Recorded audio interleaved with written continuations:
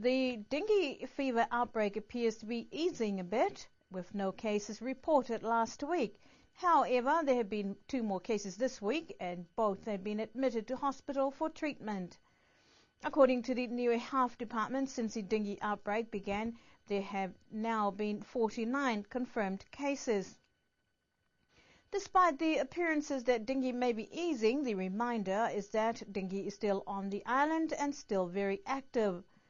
With the rainy conditions over the past couple of days, there is a high possibility more people may be infected by dengue. The lifespan of the Aedes aegypti mosquito that carries the infection is 3 weeks, and within that time anyone can get infected from a mosquito that already has the dengue virus. It is important that people are aware and not complacent about dengue fever. Niue Health continue to urge the communities to clean up around the homes, to destroy any mosquito breeding places, and not wait for more cases because the dengue outbreak is not yet over. This week, Niue Bulk Fuel Department announced the latest price changes for both petrol and the liquefied petroleum gas. A price increase for petrol jumped 5 cents from $2.69 to $2.74. Liquefied petroleum gas, or LPG, increased by 4 cents from $52.30 to $56.30 for a standard 9 kg cylinder. However, no prices have changed incurred for diesel. This week is the end of the cyclone season for the island. Niue Met Services advised the cyclone season that started on the 1st of November to the 30th of April has now ended this week. The department also wished to acknowledge and thank everyone for the support during the cyclone season. As for other natural events, a 6.7 magnitude earthquake that struck close to the Tonga Islands on Friday evening was also felt by some of the residents along the coastal area. The earthquake was reported to have occurred at a depth of 118 kilometers and 435 kilometers west of Niue, but closest to Vavau at 92 kilometers southwest of the island. Some residents called telecoms to inquire after the jolts that occurred just after 11 p.m. on Friday evening. No tsunami warning was needed for the island because of the distance and the depth of the activities. Niue's contributions to the discussions in the proposed Rio 20 climate change meeting can make a change if all leaders continue its cooperation in addressing climate change challenges. That is according to Niue's Premier Honourable Toke Talangi. Premier Talangi and a climate change official were invited to a regional meeting to ensure leaders receive Niue's support with its proposal. In previous meetings, Niue's leader continued to push for funds to fast-track in coping with climate change challenges. Until today, Premier Talangi said countries are receiving the funds, but fragmented. However, he said Niue is not as affected as other small island states, and funds should prioritize to those in much dire strait and to encourage easier access to the funds. The problem occurs, says Premier Talangi, when different divisions of the climate change challenge is not clarified properly, and issues can muddle up in translation that leads to miscommunications and issues do not clearly address.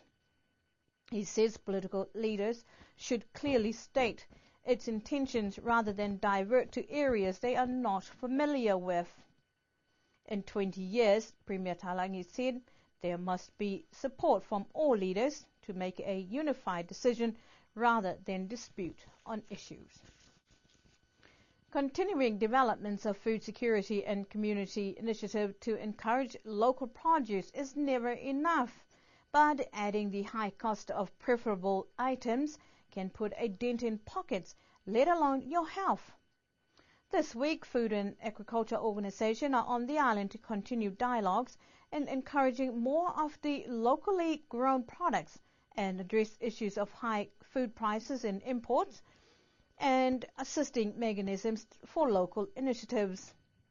Dr. Willie Forwau said FAO has been assisting Niue with different areas of development in the agricultural sector to increase local production. There is no silver bullet for this kind of stuff. As I said, we are all exposed by the mere fact that the world has become so interdependent, and we do get a significant percentage of our food imported from overseas market. But there are other part of our tie that we can help. I mean, that is where a lot of the discussion has been yesterday and today, is how we can increase the local food production. If we do that, then you have taro and you have root crops, and therefore you don't need to spend your money on rice and other things, and whatever you have in terms of income, you can use it to buy things that you cannot produce locally. In addition to that, there is a plan by the government, and of course to encourage more tourism. And I think it's important that with the tourism coming in, if we are to maximize the benefit of that, I think it does need a very healthy agriculture sector to feed the tourists. I think the tourists come here, they want to eat local Niuean food, they want to taste it, they want to enjoy, in addition, of course, to enjoying the island. The quality of food, certainly in some area, I think the quality of eating local food gives you much more nutrition and balance than some of the imported food that we have. Certainly, with Niue so far away from New Zealand and others, the cost of transportation is high. Therefore, that is reflected in the cost of food. And so I think the whole discussion this week has been on how we can improve our production, how we can shift more to consuming the local produce, and at the same time, whatever we can produce that beyond our daily requirement, we can sell them in the market for extra cash, or of course export them. And that's where some of the activity like a value addition that we have in FAO, we are targeting local production. So whatever they produce in extra, they can use it to make chips and whatever. And that these are the sort of things that will also help with the government policy of bringing more tourism, feed them local food, get them to taste the food in Niue, and at the same time, of course, improve the economic situation in the country. Dr. Forwau said Niue is not different from any other country. A lot of discussion and something suggested by the participant. I think we all come out that it's one of those things you just have to keep chipping at it, and by doing maybe promoting some program, which and some incentives that allow youth to get more and more involved in income generation, get them to see that tilling the land is a quite a viable option. They can actually get rich by doing so. And I think it's one of those things that one has to keep going at that. There's also a discussion of introducing some agriculture component into the school. And I think that's important, because I think it's important early on in life for the children to grow up in things that you can have a good career by working in the land, by being a farmer.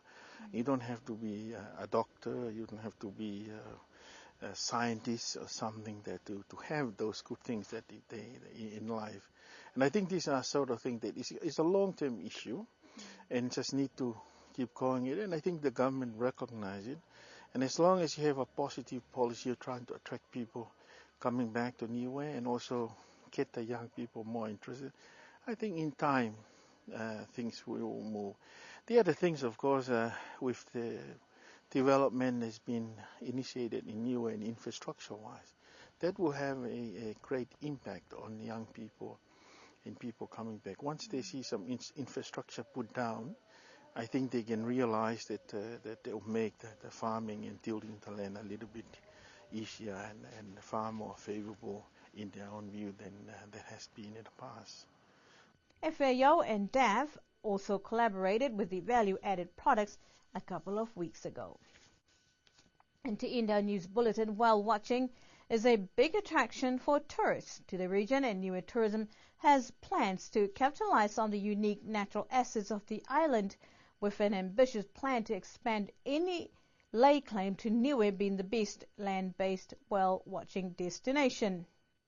The planned enhancement to selected sites on the island will include coin-operated mounted binoculars at certain locations, especially designed underwater webcams, and possibly hydrophones to capture images and audio of these majestic mammals. Hayden says locations for the binoculars have been identified that would be based on some of the whale research already done, where most sightings have been, and in securing equipment should not be a problem. Obviously, the central point here in town, there's some quite good opportunities there. There is some good opportunities between around the Tamatonga Avasali area. Really, we're looking for the areas that you get 180 degrees view, unblocked view from cliffs and bits and pieces like that as well. And there's plenty of those around, which is good news. In terms of security, there's always risks with everything. We have picnic tables around the place, and we have lots of equipment already in place. And luckily enough, we've got a very honest community out here, it appears, and most of that stuff is kept in good order and remains where it is. The equipment is expected to arrive in June and will cost about 10% of the tourism infrastructure budget, but Niue Tourism believes that the venture will pay off itself, subsidized by the coin-operated binoculars and other revenue-generating opportunities that come with whale watching. Niue Tourism notes that whale watching is seasonal and cannot give definite guarantees of whale sighting, as this is all up to Mother Nature.